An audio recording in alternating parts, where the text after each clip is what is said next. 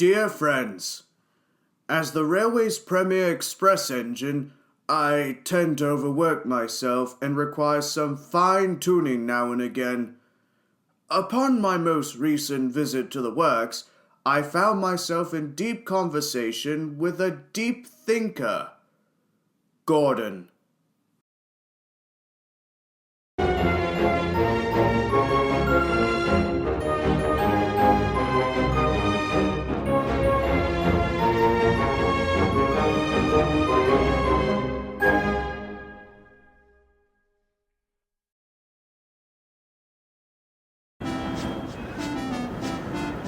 Gordon was feeling very sorry for himself.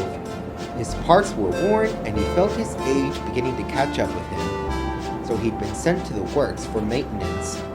Walter, the works diesel, was too busy to stop and chat with him. So the big blue engine sadly watched the trains rush by on the main line and on the Scar-Louis Railway. He had secretly hoped Sir Handel would whistle "hello" to him. But the little engine hadn't exactly forgiven him for his advice about feigning ill. I suppose I've burned that bridge. What bridge? Gordon blinked and looked over. There, next to him, was a blue little tender engine on a flatbed. Where did you spring from? You can't answer a question with a question. Driver says it isn't proper.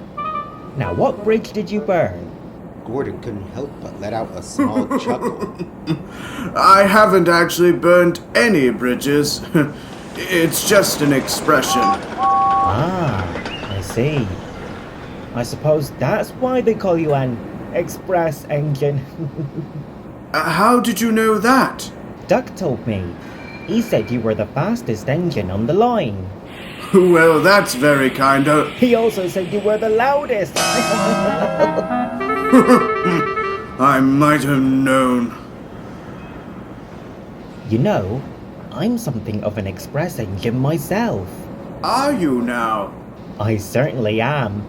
Rex claims the coaches prefer his company, and Mike doesn't exactly care for passengers. But I try to run a fast and reliable service. But managing an express doesn't just entail running to time and being reliable. It's also about making the people on board feel welcome and comfortable.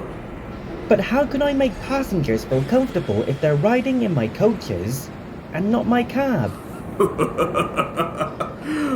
Well, why not try talking to them at stations? Ask them where they're heading or if they've ridden with you before. Yes, but not all passengers know how to speak to engines. That is true. But sometimes you have to make exceptions for passengers. They do help keep our railways running after all. Forgive me, but I don't think we've been properly introduced. I'm Gordon. What's your... What more could I be doing as an express engine?